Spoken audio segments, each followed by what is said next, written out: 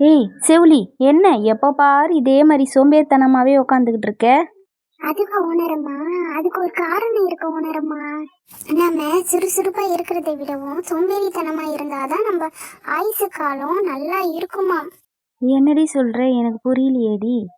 புரியுற மாதிரி சொல்றேன், கேளு உணரம்மா. முயல் நல்லா சுறுசுறுப்பா இருக்கும், ஆனா அதோட ஆயுசு காலம் வெறும் 8 வருஷம் தான். ஆனா ஆமை ரொம்ப சோம்பேறியாவே தான் இருக்கும், மெதுவா நடக்கும். ஆனா அதோட ஆயுசு காலம் 150 வருஷம். இதுல இருந்து என்ன தெரியுது? நம்ம ரொம்ப சோம்பேறியா இருந்தோம்னா நம்ம ஆயுசும் நீடிக்கும், நம்ம ரொம்ப வருஷம் ஆயுசோட இருப்போம்னு தெரியுதா? அதுக்காக தான் நான் இப்படி இருக்கேன். ஏன் உணரம்மா, வருஷம் வருஷம் இந்த டிசம்பர் மாசம் வந்தாலே புயல், மழை, காத்து இல்ல வேற ஏதாவது ஒரு பிரச்சனை வருது, ஏன்னு தெரியுமா? தெரியலையே குட்டிங்களா. ஏன் அதுக்கு காரணம் உங்களுக்கு தெரியுமா? தெரிஞ்சா சொல்லுங்க. அது ஏன்னா நம்ம வீட்டுக்கு யாராவது சொந்தக்காரங்க வந்தா போகும்போது நமக்கு ஏதாவது ஒரு பரிசு ஞாபகார்த்தமா கொடுத்துட்டு போவாங்கல்ல, அந்த மாதிரிதான் இந்த வருஷம் ஸ்டார்ட் ஆகி வருஷம் ஃபுல்லா போயிட்டு டிசம்பர் முடிஞ்சு அந்த வருஷமே முடியுதுன்னு போது நம்மளால மறக்கவே முடியாத மாதிரி ஏதாவது ஒண்ணு வருது. நீ யோசிச்சு பாரு வேணா, ஒரு வருஷமும் டிசம்பர் மாசம் ஒன்னொன்னு நடந்திருக்கு. இது என்னன்னா அந்த வருஷம் நமக்கு கொடுத்த கிஃப்ட். அதான் உணரம்மா. Oh my god. Wow. Hello friends, இந்த படத்துல இருக்கிறத அரிசின்னு நினைச்சீங்க, ஆனா கொஞ்சம் திருப்பி பார்த்தேன். நீங்களும் கொஞ்சம் திருப்பி பாருங்களே. அட, அரிசிதான் ஃப்ரெண்ட்ஸ், சும்மாதான். உங்களை கொஞ்சம் சிரிக்க வைக்கலான்ட்டு பிளான் பண்ணேன், சிரிக்க வச்சுட்டேன். Bye friends. உணரம்மா, எனக்கு ஒரு சந்தேகம். அந்த சந்தேகத்துக்கு நீங்க தான் கொஞ்சம் தீர்வு சொல்லணும். சந்தேகமா? அப்படி என்ன உங்களுக்கு சந்தேகம்? கேளு. அது ஒண்ணும் இல்ல உணரம்மா. கால் வலிச்சா கால்ல தைலம் தேய்க்கிறாங்க, கை வலிச்சா கையில தைலம் தேய்க்கிறாங்க, இடுப்பு வலிச்சா இடுப்புலயும் தைலம் தான் தேய்க்கிறாங்க. ஆனா இந்த தலை வலிச்சா யாருமே தலையில தைலம் தடவுறது இல்லையே, நெத்தியில தானே தடவுறாங்க. அது ஏன்னு எனக்கு ஒரு சந்தேகம் உணரம்மா. என்ன செவிலி சேவல் ரெண்டு பேரும் கேட்டு மேலே ஏறி நின்றுக்கிட்டு மேலே வானத்திலேயே என்ன பார்த்துட்டு இருக்கீங்க? அதுவா உணரம்மா, அது ஒண்ணும் இல்ல. எப்ப பாரு வானம் முடிக்கிட்டு இருக்குன்னு எல்லாரும் சொல்றீங்களே, அப்படி எங்க இந்த வானத்துல வீடு இருக்கு, எந்த வீட்டு அப்படி மூடி கிடக்கு அப்படின்ட்டு வானத்துல மூடிட்டு இருக்க எந்த வீட்டையோ தேடிக்கிட்டு இருக்கோம் நாங்க. அடியே, இருக்கிற இடத்தெல்லாம் விட்டுட்டு எங்கடி போய் மேய்ஞ்சிட்டு இருக்கீங்க? வந்துட்டியா உணரம்மா மறுபடியும்? நாங்க எங்க மேஞ்சா உனக்கு என்ன வந்தது? நீ ஏன் வந்துட்டு இருக்கீங்க பின்னாடியே? அங்கெல்லாம் போகாதங்கடி, அங்கெல்லாம் பாம்பு ஏதாவது இருக்குமோன்னு தான் சொல்றேன். எது பாம்பா? நாங்கெல்லாம் அணுகுண்டாவையே பார்த்தவங்க, அதுக்கெல்லாம் பயப்பட மாட்டோம். நீ வேணா வீட்டுக்குள்ள போய் கதவை சாத்திக்கிட்டு இருங்க உணரம்மா. எது அணகொண்டாவை பார்த்தவங்களா? ஒரு நாய் ரோட்ல போனாலே பதறி அடிச்சுட்டு ஓடி வரவங்க நீங்க அணகொண்டாவையே பார்ப்பீங்களா? பாப்பீங்கடி.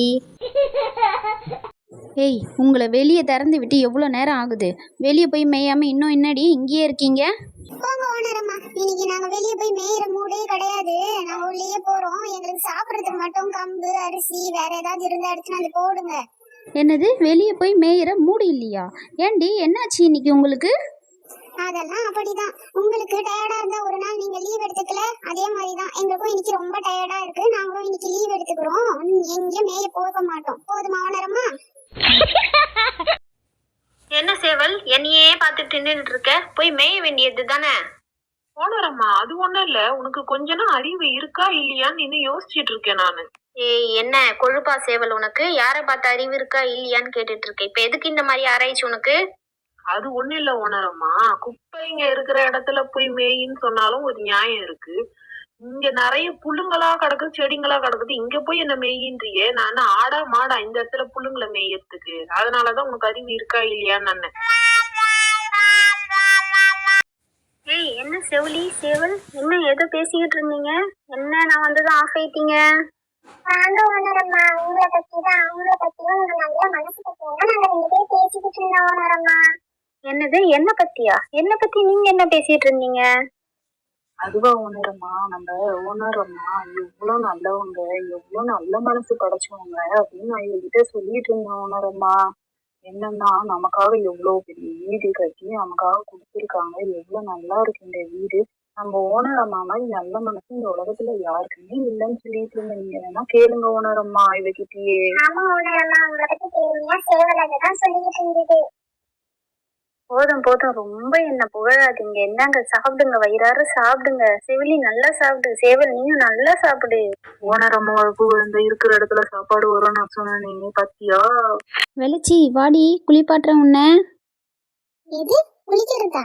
தண்ணிய பார்த்தா நான் இந்த மாதிரி தண்ணி குடிக்கிறதோட சரி, குளிக்கிற பழக்கம்லாம் எனக்கு இல்ல ஓனரம்மா. அடியே குளிச்சா இன்னும் நல்ல வெள்ளையா இருப்படி, குளிக்கலைன்னா இன்னும் கருத்து போய் அப்புறம் வெள்ளச்சின்னு கூப்பிட மாட்டோம், கருப்பின்னு தான் கூப்பிடுற மாதிரி இருக்கும். அப்படின்னா கருகருன்னு ஒரு கோழி இங்க சுத்திட்டு இருக்குமே, அதை கூட்டிட்டு வந்து நல்லா தேய்ச்சி குளிக்க வச்சு வெள்ளையாக்கு. அதுக்கப்புறம் நானும் உங்ககிட்ட வந்து குளிக்கிறேன் ஓனரம்மா. போ போ. அடியே உன்னை குளிக்க தானடி கூப்பிட்டேன், என்னடி நீ ஓவரா பேசிக்கிட்டு இருக்க? என்னது, நான் ஓவரா பேசுறேனா? இவ்வளவு சொல்றியே, நீ முதல்ல குளிச்சு எத்தனை நாள் ஆகுது ஓனரம்மா சொல்லு. உன்னை இந்த மாதிரி கூப்பிட்டுட்டு இருந்தாலாம் வேலைக்காவாது. உன்னை பிடிச்சி எடுத்துட்டு போய் ஒரு பைக்கிட்டி தண்ணியில் முக்குன்னு முக்குனாதான் நீ வேலைக்காவ, இல்லைன்னா வாய் கொழுப்பு ஜாஸ்தி ஆகிட்டே இருக்கும். இரு உன்னை பிடிக்கிறேன். ஐயோ ஓனரம்மா, இன்னைக்கு நம்மள குளிக்க விடாம விட மாட்டாங்க போல இருக்கு. எட்ரா ஓட்டத்தை கச்சின்னும். என்ன ஓனரம்மா அப்படி ஊத்தி ஊத்தி என்ன இங்கேயே பாத்துட்டு இருக்கீங்க?